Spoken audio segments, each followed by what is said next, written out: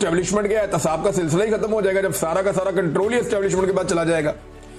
तो आहिस्ता आहिस्ता हो यह रहा है कि तमाम इदारों में अपने बंदे बिठाने के बाद पाकिस्तान की मिलिट्री एस्टेब्लिशमेंट आहिस्ता आहिस्ता पाकिस्तान के हर इदारे को अपने कंट्रोल में ले रही है। उन्हें ऐसा लगता है कि जितना अच्छा उनका कंट्रोल होगा पाकिस्तान के तमाम इदारों पे, उतने बेहतर अंदाज में वो अपनी मर्जी के फैसले कौम के ऊपर मुसल्लत कर सकेंगे। लिहाजा ये सारा कुछ हो रहा है, हम होता हुआ देख रहे हैं, साथ साथ रिपोर्ट कर रहे हैं, लेकिन ये सिलसिला कब तक चलेगा ये कोई कुछ नहीं कह सकता। एक दिन आएगा जब ये काया पलटेगी और हालात बेहतरी की तरफ जाएंगे। नाज़रीन, इंटरनेशनल ह्यूमन राइट्स फाउंडेशन ने भी पाकिस्तान के बारे में बड़ी तशवीशनाक एक ट्वीट की है और उन्होंने बताया कि 2 साल से इमरान खान साहब की कैद के हवाले से जो तहफ़्फ़ुज़ात हैं वो बताया कि जिस किस्म की डिटेंशन में इमरान खान साहब को रखा गया है और 5 अगस्त 2023 में वो गिरफ्तार हुए थे, अब 2 साल मुकम्मल हो गए हैं, और जिस किस्म का इमरान खान साहब को फेयर ट्रायल का हक नहीं दिया गया, उनके फैमिली मेंबर्स को नहीं मिलने दिया जाता, उनके वकला को नहीं मिलने दिया जाता, ये सारी चीज़ें इस पोस्ट के अंदर लिखी हैं इंटरनेशनल ह्यूमन राइट्स फाउंडेशन ने।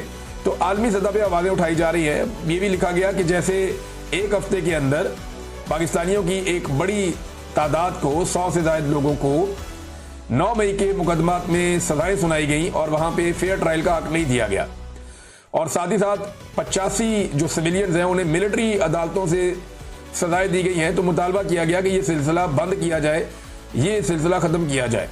स्पेशली पाकिस्तान तहरीक इंसाफ का नाम लेकर जिस किस्म के बैंड्स लगाए जा रहे हैं पाकिस्तान में, तहरीक इंसाफ पर उनकी आवाज़ को दबाया जा रहा है। फ्रीडम ऑफ स्पीच पाकिस्तान में नहीं है। साथ ही साथ जो लोग एहतजाज करना चाहते हैं उन्हें गिरफ्तार किया जाता है, जो कुछ 5 अगस्त को हुआ और जो लगातार होता चला जा रहा है, इस सब के खिलाफ जो है वो ना सिर्फ मजम्मत की गई बल्कि आवाज़ उठाई गई और पाकिस्तान की जो रियासत है उसे कहा गया कि इस किस्म की चीज़ें बंद करें, ये इंटरनेशनली आप वायलेशन कर रहे हैं ह्यूमन राइट्स की, जो इंटरनेशनल लेवल के ऊपर एक सेट पैटर्न है पाकिस्तान उससे बार बार निकल जाता है। अब नाज़रीन, बलूचिस्तान की सूरत हाल क्या पाकिस्तान के हाथ से बाहर निकल रही है। एक्चुअली तो बलूचिस्तान पाकिस्तान है ना, एक सूबा पाकिस्तान का, लेकिन बलूचिस्तान के हालात लगातार बिगड़ते जा रहे हैं। पाकिस्तान का जो वजीर दाखिला है या पाकिस्तान की जो एस्टेब्लिशमेंट है वो एक डिनाइल की सिचुएशन में, जिस वक्त बार बार सियासतदान भी कहते थे, हम भी कहते थे, बलूचिस्तान में जो हमारे दोस्त हैं वो ये बताते थे कि बलूचिस्तान हाथ से निकल रहा है, बलूचिस्तान के हालात खराब हो रहे हैं, वहां पे एक नफरत बढ़ती चली जा रही है। तो उस वक्त सब कहते थे कि ये लोग प्रोपेगेंडा कर रहे हैं और ये लोग पाकिस्तान के खिलाफ हैं, पाकिस्तान के गद्दार हैं और ये बगावत पे उकसा रहे हैं। हम पहले बता रहे थे कि चीजें हाथ से निकल रही हैं और ये कहते थे एक SHO की मार है। इन्होंने बहुत झूठ बोला कौम से। जाफर एक्सप्रेस के इंसिडेंट में जो कुछ हुआ उस सारे को कौम से छुपाया गया। बहुत सारी चीजें जो कौम को पता होनी चाहिए थी वो कौम को नहीं बताई गई और बलूचिस्तान आहिस्ता आहिस्ता आहिस्ता एक नो गो एरिया में कन्वर्ट हो गया। बजाय इसके कि एस्टेब्लिशमेंट होश के नाखून लेती, उन्होंने डंडे का सहारा लिया, बंदूक उठाई, गोली का इस्तेमाल किया, जबरी तौर पे इंसानों को लापता किया और नफरत को हवा देना शुरू कर दिया। अब जो चिंगारी एक भड़क रही थी बलूचिस्तान में, बजाय इसके कि उसको ठंडा करते, उसमें पानी डालते सियासतदान आकर, एस्टेब्लिशमेंट ने उसको हवा देना शुरू कर दी और अब वो एक आग के अंदर बदल चुकी है। बलूचिस्तान की सूरत हाल क्या है इस वक्त, जो लेटेस्ट है उस हवाले से कुछ चीजें मैं आपको बताता हूं कि सिक्योरिटी की बिगड़ती सूरत हाल का अंदाजा आप इस खबर से लगा सकते हैं कि पंजाब से एक शख्स को कहा गया कि ऑफिसर है, सीनियर ऑफिसर है, कि आपको हम IG बलूचिस्तान की पोस्ट दे रहे हैं, आप बलूचिस्तान चले जाएं। अब IG की जो पोस्ट होती है ना, ये बड़ी अहम होती है। जो IG लग सकता है बलूचिस्तान में वो बाद में इस्लामाबाद में, पेशावर में, लाहौर में, कराची में, कहीं भी IG लग सकता है। एक बड़ा होता है ना, उससे फायदा उठाया जा सकता है। लेकिन इस ऑफिसर ने IG बलूचिस्तान लगने से इनकार कर दिया। अब आप अंदाजा करेंगे एक ऑफिसर IG जैसा ओहदा उस पे जाने से इनकार कर रहा है कि भाई मैं इस सूबे में नहीं जा सकता।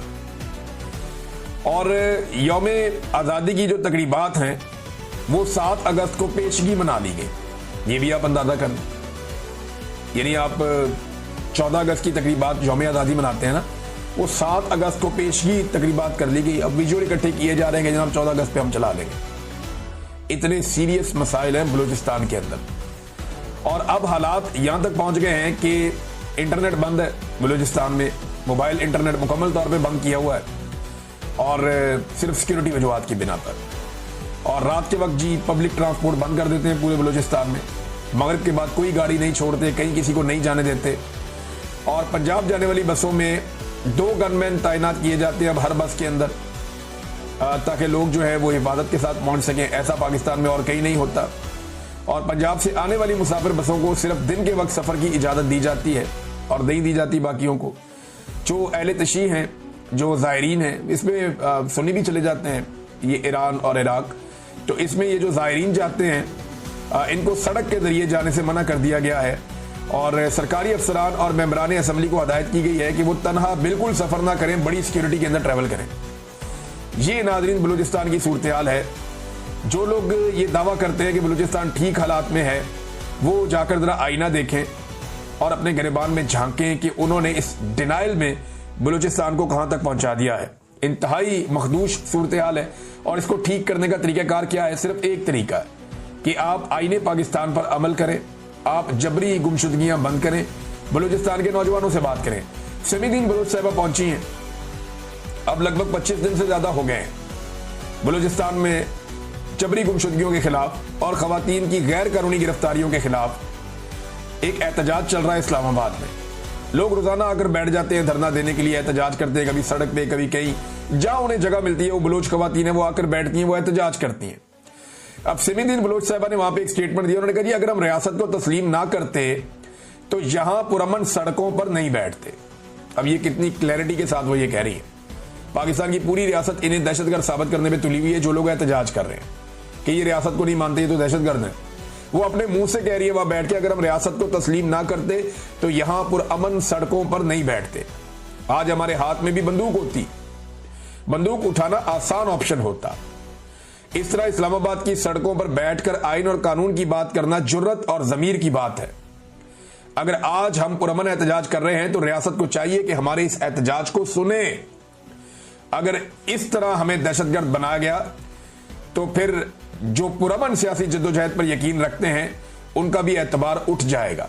अब ये बड़ी अक्ल वाली बात है, एक खातून है वो कर रही हैं, रियासत को वक्त से पहले समझा रही हैं कि जो लोग अभी भी रियासत पे भरोसा करना चाहते हैं, जो लोग अभी भी चाहते हैं कि कोई हथियार ना उठाए, पुरअमन तरीके से बलूचिस्तान का मसला हल हो, वो सड़कों पर आकर बैठे हैं बजाय उनकी बात सुनने के। आप उनके ऊपर जुल्म और सितम कर रहे हैं।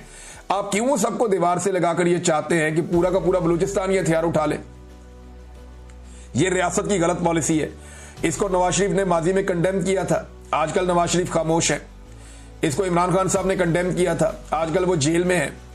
और हर दौर में ये जुल्म होता रहा है बलूचिस्तान के लोगों के साथ, कबायली इलाकों के लोगों के साथ। अब ये सिलसिला रुकना चाहिए क्योंकि अब काफी ताखीर होती चली जा रही है और हालात एक के बाद एक मजीद खराब होते चले जा रहे हैं गुजरते वक्त के साथ। नाज़रीन, मेरे पास से 2 खबरें और हैं। एक तो ये है कि गर्मी की वजह से जो पंजाब के स्कूल हैं वहां पे ये कह दिया गया है कि 1 सितंबर को स्कूल खुलेंगे, यानी बच्चों का 15 दिन का मजीद नुकसान हो जाएगा।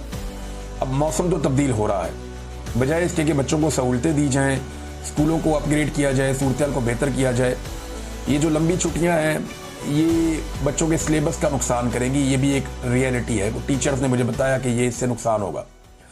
अब देखें आगे स्मोक आ जाएगी। स्मोक के दिनों में दोबारा स्कूल बंद कर दिए जाते हैं। उसकी वजह यह कि एक नया फिनोमिना है ना,